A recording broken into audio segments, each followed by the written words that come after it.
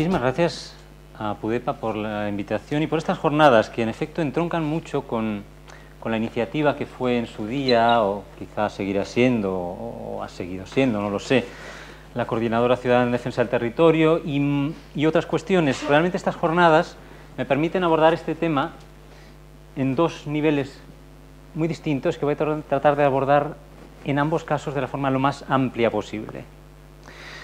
Por un lado, la reflexión sobre el espacio, que permite incluso una reflexión a nivel filosófico, ¿vale? Porque muchas veces damos por sentado lo que sea el espacio y no siempre tengo yo claro a qué nos estamos refiriendo. Y por otro lado, una experiencia mucho más pragmática de lo que fue no solo esa coordinadora, sino las muchas otras actividades, pues desde los pleitos contra el algarrobico a miles de otras historias que hemos estado llevando desde varias organizaciones, pero siempre con aras de dar una visión lo más amplia posible de esta problemática, que yo creo que es mucho más amplia aún de lo ya amplísimo que se ha venido comentando. Entonces, agradecer que creéis este marco, que creo que es muy necesario, ¿no? De reflexión y de ver cómo renovamos o planteamos unas potenciales políticas para una cuestión que es fundamental y que quizá no está siendo abordada suficientemente. Como veis, he cambiado un poquito la configuración espacial. Luego veréis. ¿Por qué? Voy a empezar con un par de preguntas trampa. Y las repetiré quizá al final.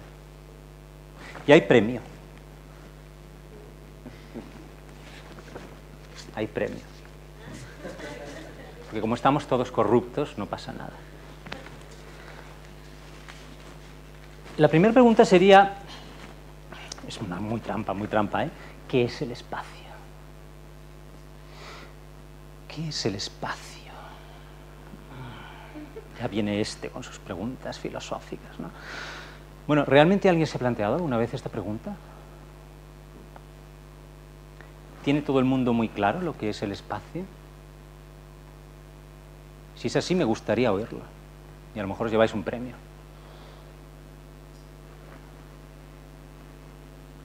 ¿Nadie tiene claro lo que es el espacio?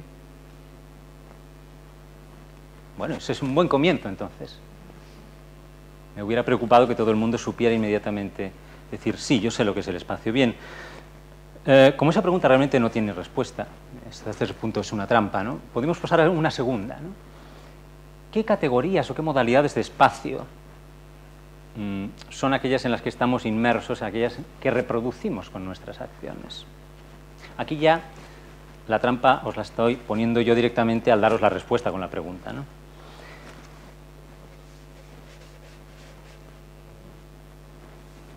Normalmente el espacio se confunde con una serie de abstracciones perceptuales. Abstracciones heredadas de una determinada tradición que tiene una historia muy específica, una tradición profundamente cartesiana, newtoniana, en realidad es muy antigua. Podemos rastrear esta tradición de estructurar la percepción en alineamientos muy precisos, pues, bueno, yo ahí he puesto 10.000 años, que quizá es cuando empezaron los grandes alineamientos de la agricultura con la tierra, ¿no? Pero desde luego, pues con la geometría, el surgimiento de la geometría euclidiana. Por supuesto, otro punto de inflexión es el surgimiento de la perspectiva renacentista, que es cuando surge una visión racionalizada y algorítmica, que es la que sigue imperando en la actualidad en todos los sistemas de control visual en los que estamos absolutamente inmersos y cada vez más, desde los radares a las cámaras de vigilancia. Entonces, lo que quiero decir con esto es que hay toda una serie de procesos tecnogenéticos, o sea, en los cuales las tecnologías que generamos también nos producen a nosotros, le dan forma a nuestras formas de pensar, a nuestras formas de relacionarnos, a nuestras formas de ser. Eso es la tecnogénesis. Y que un aspecto fundamental de esa tecnogénesis es cómo se estructura nuestra propia percepción.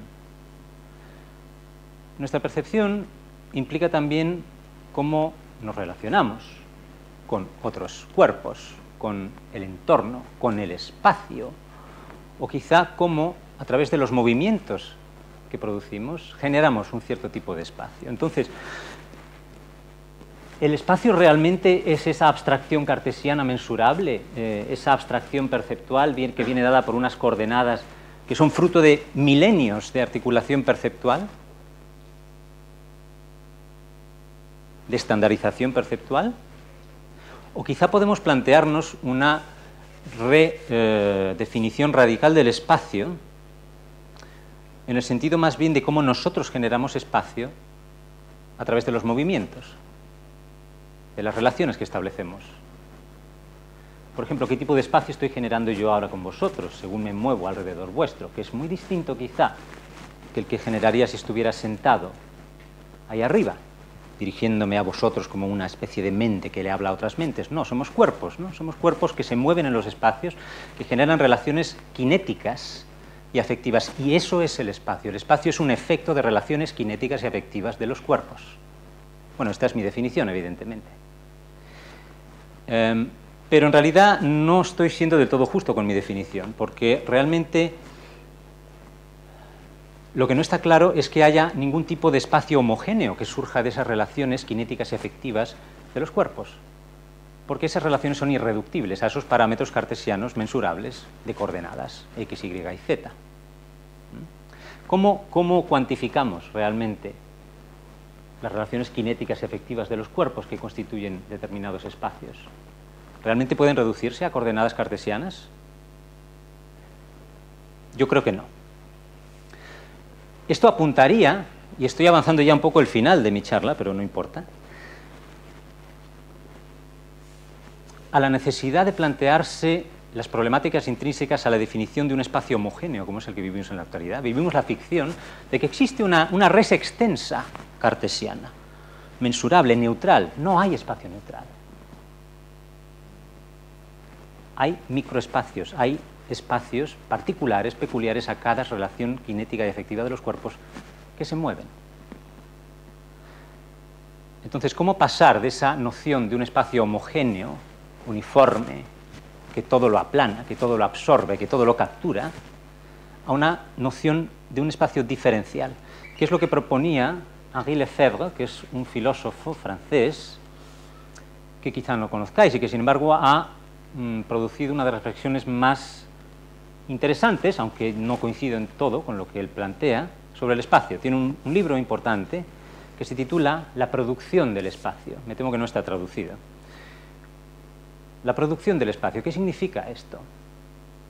Esto significa que los espacios se producen, que determinados modos de producción producen ciertos tipos de espacio. El espacio no es una cosa que está ahí, neutra, ya esperando a que nosotros la habitemos. El espacio lo producimos con nuestros modos de actuar y de movernos dentro de él. Lo que hacemos, por desgracia, cuando asumimos la existencia de un espacio, una res extensa a priori, supuestamente neutra, que está ahí esperando a que nosotros la activemos, lo que hacemos es alinearnos en ciertos tipos de espacios homogéneos que vienen dados por ciertos sistemas de poder, básicamente. Claro está que en cada movimiento que nosotros hacemos en esos espacios se generan pequeñas desviaciones infinitesimales, pequeñas mutaciones, por eso va cambiando siempre, por eso cambia toda sociedad, por eso cambia todo espacio. ¿Vale? Entonces, la cuestión es cómo intensificar esas líneas de fuga que tenemos ya implícitas en nuestras interacciones cotidianas, ¿no? Esa es una pregunta que dejo en el aire y que quizá podemos retomar hacia el final. Y veréis entonces por qué para mí es tan fundamental, y veréis luego también la connotación política de esta cuestión, pensar la cuestión de la percepción en relación con el territorio y con el espacio. El espacio al final es una modalidad de percepción. Y quizá es ahí donde tenemos que trabajar y no hemos trabajado. Entonces, mientras hablabais antes me anoté sí, el espacio también como categoría de control, dependiendo de cómo lo formulemos, evidentemente. Si formulamos el espacio como una res extensa cartesiana reductible a coordenadas x, y, z, eso es la expresión máxima de las categorías del control en las que estamos inmersos en la actualidad. O sea, reducir el espacio a algo donde los objetos, cuerpos, acciones, son reductibles a puntos y coordenadas controlables. ¿Vale? Pero eso es un aparato perceptual. Y ese aparato perceptual de control en el que estamos inmersos en la actualidad, a todos los órdenes, por lo menos, bueno, todos los órdenes quienes vivimos por lo menos en ámbitos, digamos, metropolitanos del capitalismo actual. estos alineamientos perceptuales están intensificándose cada vez más en el actual proceso de la sociedad de la información, en el cual tenemos interfaces móviles por todas partes, cámaras, pantallas cada vez más miniaturizadas, sistemas biométricos de captura del movimiento, de cada movimiento que hacemos. Cada movimiento que hacemos empieza a estar cada vez más alineado y capturado, igual que el territorio, en estos sistemas de coordenadas espaciales, de esa res extensa que nos hemos creído, de esa gran ficción perceptual, que quizás es lo que tenemos que empezar a aprender a desalinear. Entonces, para entender los actuales procesos salvajes de especulación urbanística,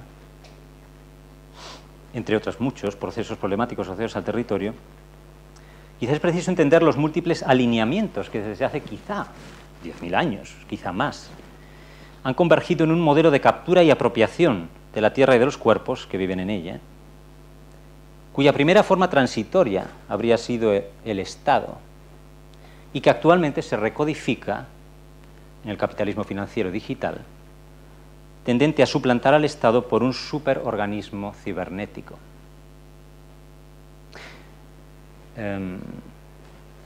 Quizás sepáis que hace unos, 1.000 millones de años, las bacterias, los organismos unicelulares, empezaron a agregarse en plasmodios y otra serie de entes amorfos que luego fueron constituyendo poco a poco los organismos multicelulares como nosotros.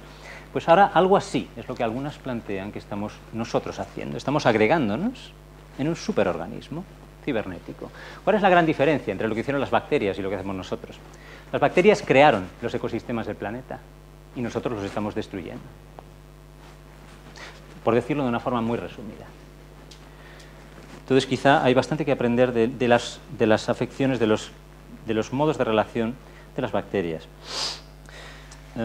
Bien, la era victoriana, en el siglo XIX, de la que somos herederos directos, constituye quizás el ápice de lo que se ha llamado sociedad disciplinar, en la que cuerpos y territorios se regulan y disciplinan de acuerdo con la metáfora mecanicista de la producción industrial, ¿no? El cuerpo es una máquina y la tierra también. En realidad, para llegar a esto hubo un proceso muy largo, milenario, ¿no? O sea, esta metáfora mecanicista es un producto ya de alineamientos anteriores, ¿vale?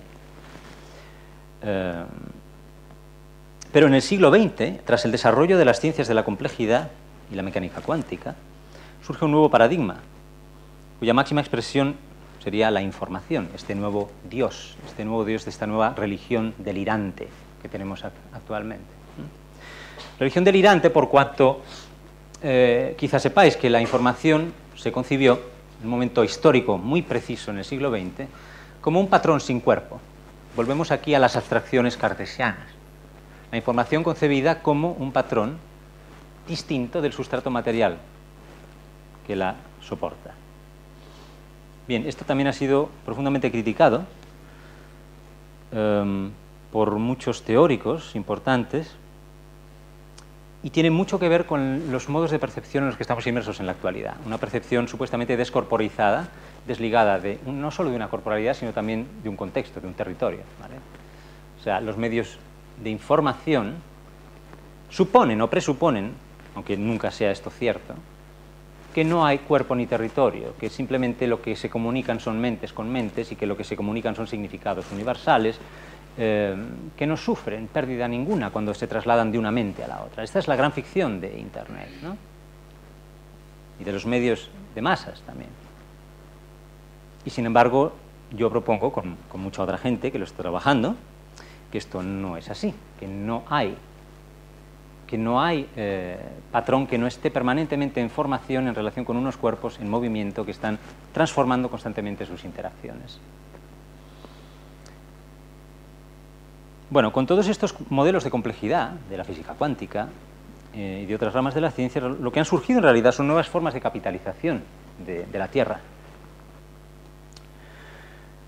La distribución de medios ubicuos de información, primero televisores y cámaras, después medios digitales, genera nuevas percepciones que llevan más lejos los alineamientos de la geometría, de la perspectiva renacentista, al conectar cada cuerpo a un terminal con pantalla y cámara, terminal cibernético, que no solo disemina las coreografías contagiosas de afectos de los medios de masas en el cuerpo social, una nueva forma de fascismo afectivo y perceptual, sino que registra los movimientos de los interactores, cuya vida se reduce cada vez más a la interacción mediada por una red que sirve al mismo tiempo de herramienta de control y de capitalización permanente y ubicua de deseos, afectos y modos de relación. O sea, de un cuerpo-territorio. Aquí no podemos separar la noción de cuerpo de la noción de territorio.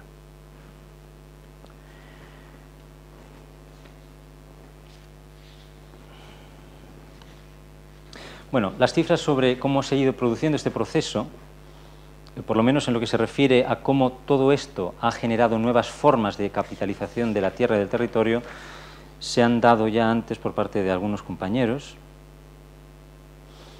Es evidente que con todas estas formas propias de la información, de la capitalización de deseos, surgen formas de capitalización territorial totalmente nuevas, ligadas, por ejemplo, al turismo, ligadas a la publicidad en general, ligadas a cómo se construye percepción del territorio. Entonces, una cuestión fundamental que rara vez se analiza es justamente qué tipo de percepción del territorio. Carlos lo ha analizado antes y eso es muy interesante. Has dicho esta cuestión estética, ¿no? Cómo se produce una percepción que desvaloriza lo viejo, desvaloriza lo descolorido, desvaloriza ciertos tipos, ¿no? Y pone en valor, en cambio, lo liso, lo brillante, ¿no? Esto, efectivamente, esto es una forma de producir percepción. Estamos completamente inmersos en aparatos de producción perceptual de este tipo. Yo hablo de percepción más que de estética, ¿no? Pero bueno, se podría abordar de cualquier de las dos formas. Entonces, bueno, podemos llevar esto más allá en todas direcciones. O sea, todo el aparato publicitario en el que estamos permanentemente inmersos de forma cada vez más ubicua es una modalidad de producción de percepción. Evidentemente ha sido fundamental para todo el surgimiento de la burbuja inmobiliaria en España que desde el franquismo, cuando inicia, como antes decía el compañero, el desarrollismo, y en esto desde luego vemos una continuidad absoluta con el supuesto proceso de transición, donde todos los gobiernos posteriores han multiplicado este fascismo perceptual asociado al desarrollismo, ¿vale? Un fascismo perceptual que nos hace percibir el territorio como carnaza de especulación, que nos hace percibir el territorio precisamente como algo que no tiene nada más que lo que decía Carlos, valor económico, que borra por completo la percepción de cualquier otro valor del territorio. Entonces, creo que si no intervenimos en estos modos de producción perceptual, ninguna política que hagamos en relación con este tema va a tocar el meollo de dónde se producen estos sistemas de poder, o por lo menos un meollo muy importante. Bueno, evidentemente todas las otras formas de especulación, por ejemplo, el mero hecho de construir en vertical, ¿no? y de alzar el valor del suelo en función del número de plantas, en fin, todos estos procesos de producción abstracta, de diseño abstracto del espacio, que tienen que ver en realidad pues también con el meollo de la profesión pues de la arquitectura también, de cómo se diseña en abstracto los espacios, que es una cosa que yo encuentro profundamente problemática. Nos hemos olvidado de que esto no era así, no ha sido siempre así, ni mucho menos. Esto es una anomalía bastante reciente, verdaderamente, y que tiene una historia muy particular, y que en el Renacimiento pues adquiere, o posteriormente en la modernidad, y sobre todo a partir del siglo XVII, una consistencia muy particular, de modo que ya estamos absolutamente inmersos en espacios abstractos, como también dice Lefebvre en su libro, ¿no? Pasamos de un espacio absoluto a un espacio abstracto, cartesiano, que puede diseñarse de infinitas formas, sin tener a priori una relación directa con ninguna realidad, pero que luego, por supuesto, produce realidad, nos coreografía, literalmente. Bueno, la historia, efectivamente, en España ha sido bastante particular, ¿no? Algunos compañeros antes han dado algunas cifras. Realmente, desde el siglo XIX aquí se empiezan a generar estados de excepción, ¿no? Que abundan ya en esta línea, pues cuando se dan las plusvalías de suelos a los terratenientes, que eso es algo que no ocurría en otros países, ¿no? Y luego, durante el siglo XX, desde el franquismo, ha habido toda una serie de modificaciones legales que han sido, por supuesto, amparadas por este fascismo perceptual, pues desde el convenio urbanístico, en fin, el agente urbanizador, infinidad de figuras que han ido generando este paraíso de la burbuja inmobiliaria único en el mundo, que ha sido España, donde han convergido toda una serie de sinergias capitalistas de todo tipo, desde la corrupción del sistema político, absoluta y hipercentrada en este tema, bueno, todo tipo de dinámicas, ¿no? Desde las mafias internacionales a la industria turística, a los fondos de inversión internacionales, todo tipo de dinámicas que ha generado ese flujo abstracto de capital, volvemos a la abstracción espacial, y que tienen como efecto finalmente esa construcción de líneas abstractas sobre el territorio que lo modifican radicalmente, ¿no? Pero sin consideración alguna hacia ningún tipo de valor en realidad que ese territorio pueda tener. Valor, ahora por supuesto no estoy hablando, justamente no consideraría lo económico como un valor, ¿vale? Lo económico sería la negación del valor del territorio, sería el nihilismo territorial absoluto.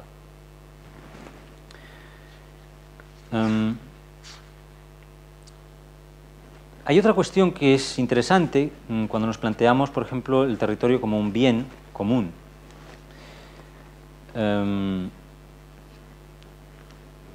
Bien, sería un primer paso, por supuesto, ¿no? De cara a las privatizaciones salvajes que hay de ciertas cuestiones, pero posiblemente el territorio debería definirse no como un bien de ningún tipo, sino como algo que no sea apropiable. Entonces, ahí es donde algunas personas planteamos pasar de la noción de procomún a la noción de precomún, y de ahí a una otra, que es la más importante para lo que os estoy planteando, la de metacomún.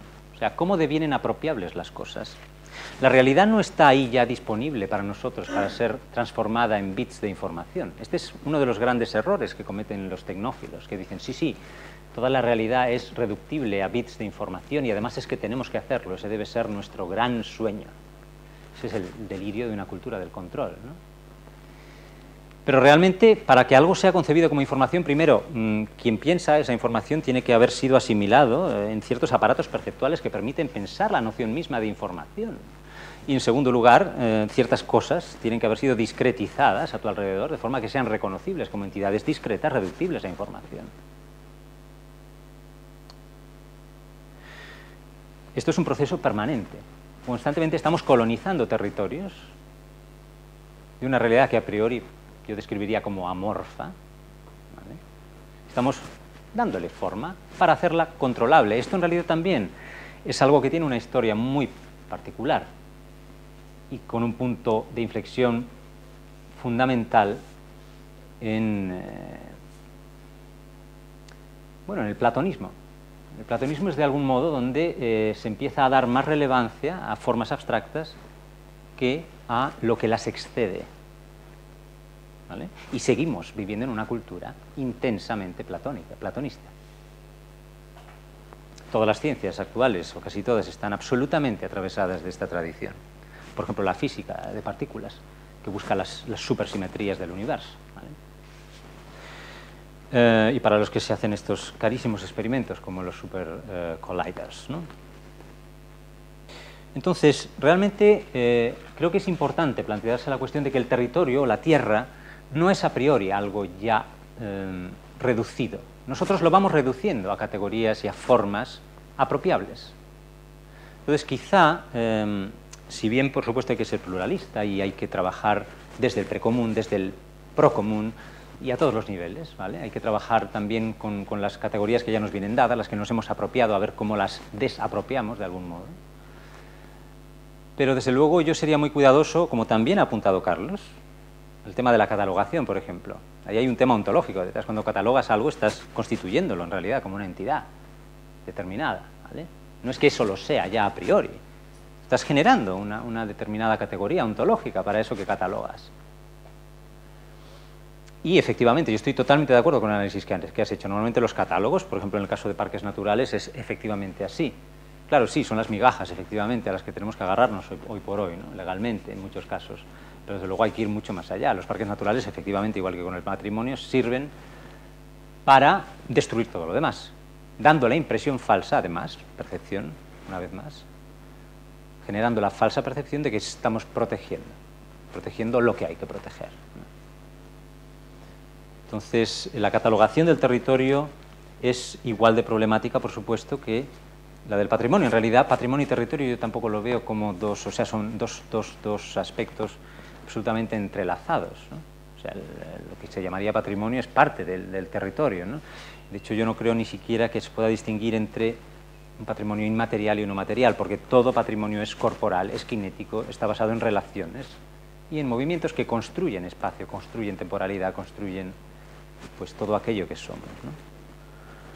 Entonces, la cuestión para mí realmente es en cómo generar espacios, ecologías, por decirlo de algún modo, que estén lo más abiertas posible en sus formas de devenir, que no estén a priori absolutamente capturadas en líneas, en planos cartesianos, en líneas abstractas, que definen ya nuestras trayectorias de movimiento a priori, ¿no? La trayectoria del movimiento por la cual una entra en el auditorio y se sienta en la silla y escucha y luego se va, por ejemplo. Pues no.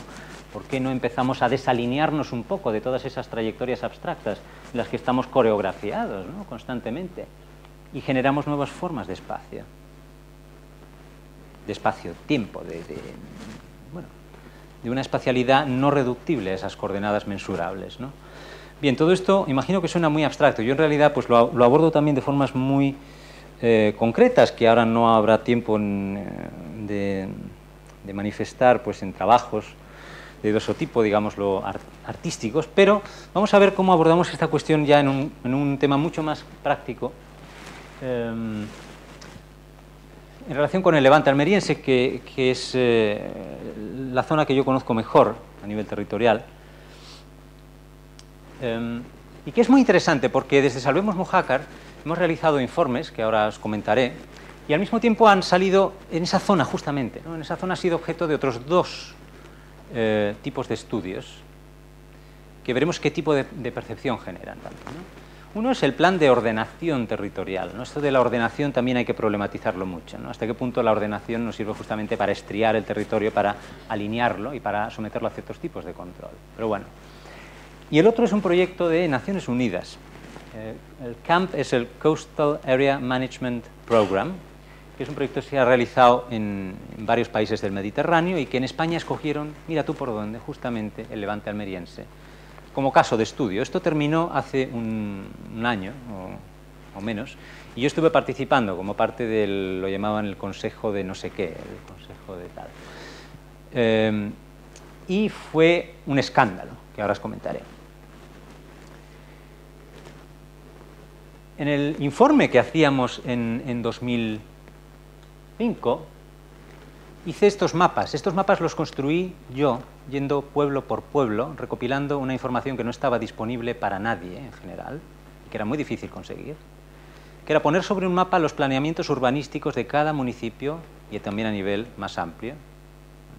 Y a veces ni siquiera había planes urbanísticos en conjunto en marcha, ¿no?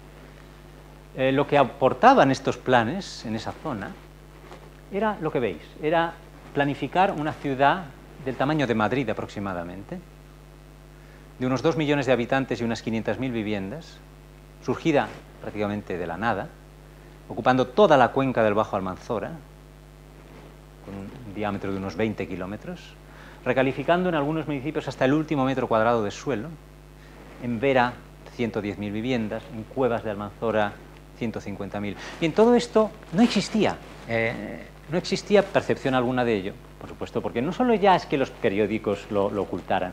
Así, aquí estamos, en realidad esto puede haber estado ocurriendo en cualquier lugar en España. Lo que pasa es que no se ha investigado, no se ha sacado a la luz, no se percibe, por lo tanto no existe en ciertos aspectos, por supuesto luego existe en otros, ¿no? Mucho más dramáticos. Entonces, normalmente siempre en el activismo antiespeculación, normalmente siempre se ha ido como con retraso, ¿no? Como diciendo, bueno, ya tenemos ahí la obra en marcha, a ver si la paramos, pero es importante el tema de la planificación, ¿no? Intentar ver cómo se está planificando el territorio, lo cual, por supuesto, tiene uno que lidiar con todas las problemáticas de oscurantismo absoluto de la administración, que oculta al máximo posible. Eso partiendo de la base de que no vivimos en una cultura y en una sociedad que genere una mínima intención crítica de investigar estas cosas, ¿no? Vivimos en una sociedad profundamente paternalista, volvemos a la percepción, o sea, estamos absolutamente, digamos, construidos cognitivamente, ¿no? pero no de una forma determinista, me refiero en nuestro contexto particular, pues siguiendo unos marcos profundamente paternalistas, ¿no? de relegar siempre responsabilidades, por supuesto, no siempre y no todo el mundo, ¿no? Me refiero así en general, y esto es parte del problema también, ¿no? Es parte de la forma en que somos cómplices cotidianos y diarios, de cómo nos alineamos perceptualmente con la televisión y, aunque creamos tener una opinión crítica, más o menos damos por real lo que aparece en ella. Estos son todo aparatos de producción perceptual en los que estamos alineados y de los que somos cómplices, bueno, por decirlo de algún modo. Entonces, aquí, bueno, pues sí conseguimos en un cierto momento sacar a la luz esta cuestión, por lo menos en la prensa local. Era bastante inaudito. Afortunadamente, bueno,